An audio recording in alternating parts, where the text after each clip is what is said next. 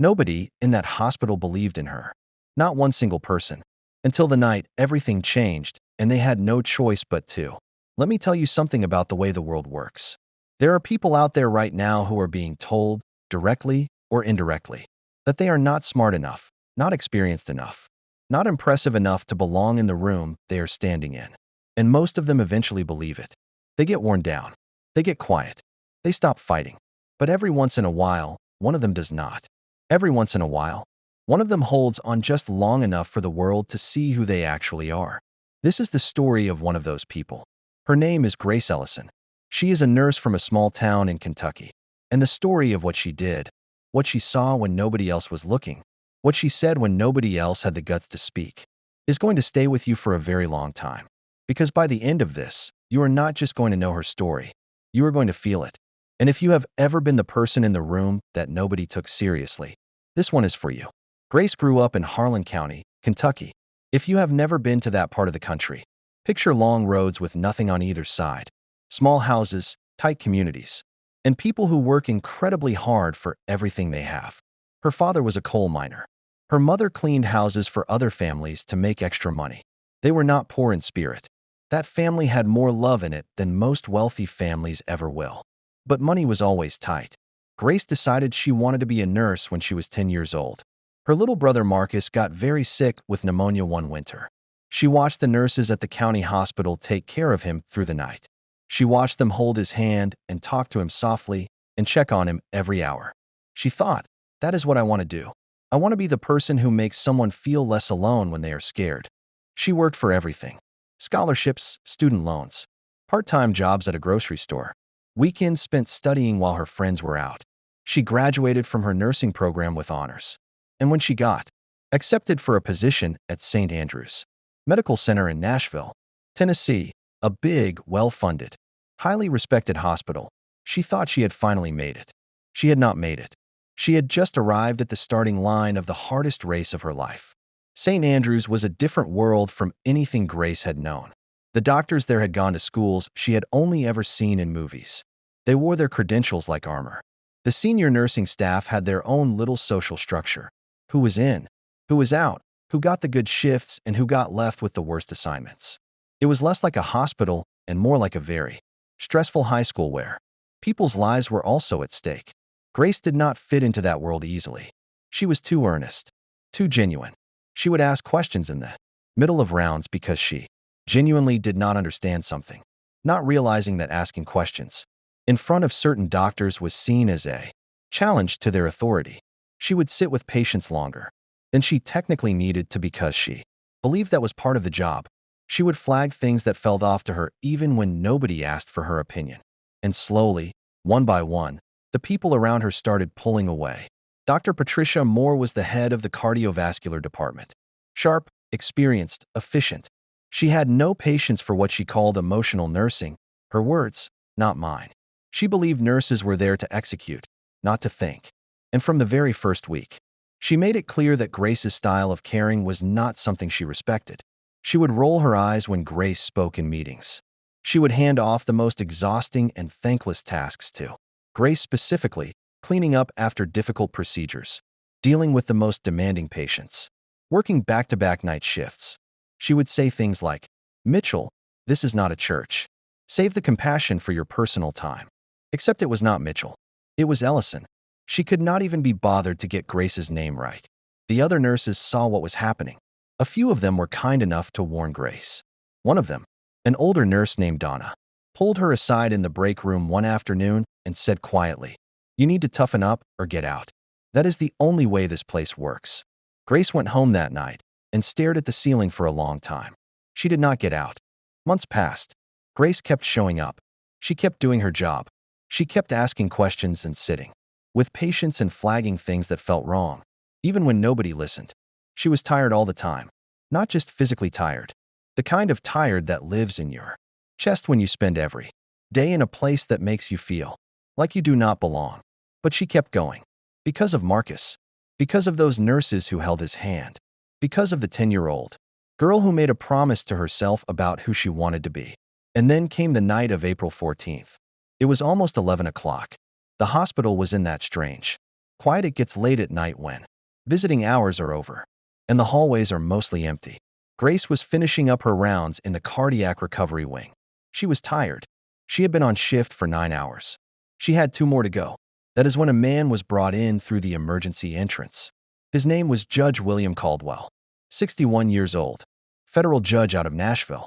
He had been at a charity dinner downtown when he started feeling chest pain and was rushed in by ambulance.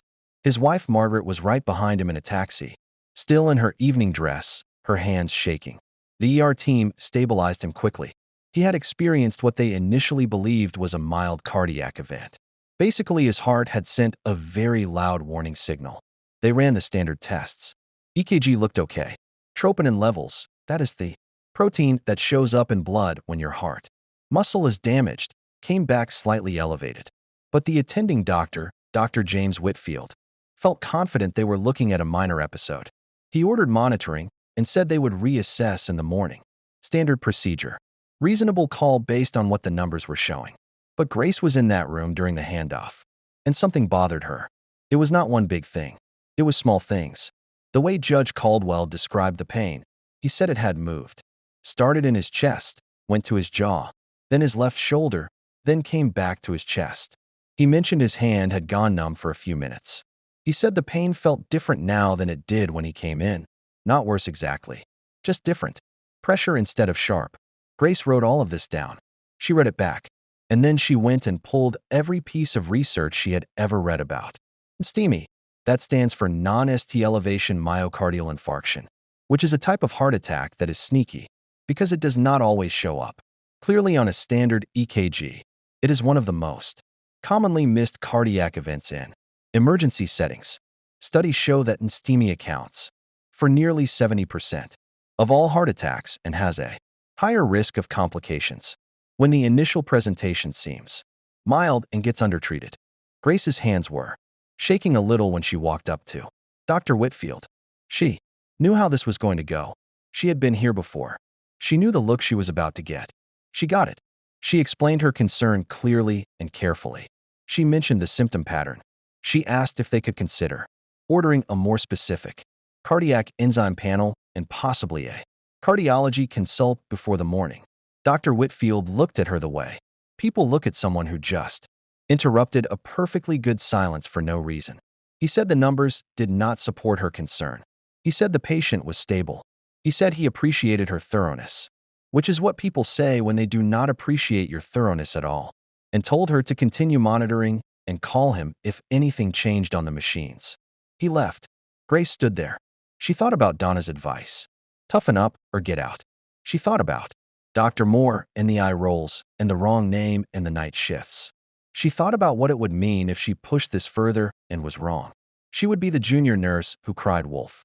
She would give them one more reason to push her out. And then she thought about Judge Caldwell's wife, Margaret, sitting in that waiting room in her evening dress, fingers laced together, praying. Grace went and found the on-call cardiologist herself, Dr. Raymond Foster. She called his pager. He called back in 3 minutes, half asleep, clearly annoyed. She told him everything. All of it. The symptom movement, the jaw pain, the shoulder, the numbness, the change in quality from sharp to pressure. She said, I know I might be wrong, but I think this man is having a heart attack right now, and I think we are missing it. There was a pause on the line. Dr. Foster said, I will be there in 10 minutes. He was there in 8. He examined Judge Caldwell himself, ordered a high-sensitivity troponin test, a more advanced version of the standard test. The results came back 40 minutes later. The levels had nearly tripled since the first test. Judge Caldwell was rushed into emergency cardiac catheterization within the hour. The procedure revealed a significant blockage in one of his main coronary arteries. They placed a stent. The surgery went well, but Dr. Foster told the family afterward that if they had waited until morning, if that blockage had been allowed to fully close overnight, they would very likely have been looking at a massive heart attack, the kind that does not always end with the patient walking out of the hospital. Margaret Caldwell heard those words and grabbed the wall to steady herself. The next morning, Judge Caldwell was awake and alert in his recovery room. He asked who had caught it. He asked specifically who had made the call that changed everything. When Grace walked into his room to check on him, He reached out and grabbed her hand before she could even say good morning. Margaret was sitting on the other side of the bed, and she stood up immediately. Both of them looked at Grace in a way that she had never been looked at in that hospital before. Not like she was in the way. Not like she was too much or too slow or too soft. Like she was the most important person in the world. Judge Caldwell said, "I am told that you are the reason I am alive right now." His voice cracked on the last word. Grace did not have a speech ready. She was not expecting this. She just said, "I just did not want to be wrong about you." Margaret put her hand over her mouth. And then she cried. Not sad crying. The kind of crying that happens when the fear finally lets go. The kind that sounds like relief and love and thank you all mixed into one.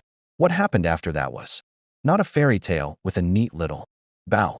Dr. Whitfield was formally reviewed for the misdiagnosis.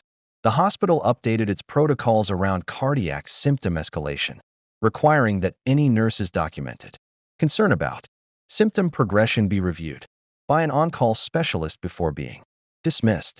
Dr. Moore never apologized to Grace. Some people just do not. But her opinion stopped mattering as much after that.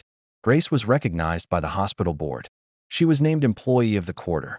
A few months later, she was offered a position as a cardiac care educator, teaching new nurses how to read between the lines, how to trust their instincts, how to speak up even when the room makes them feel invisible.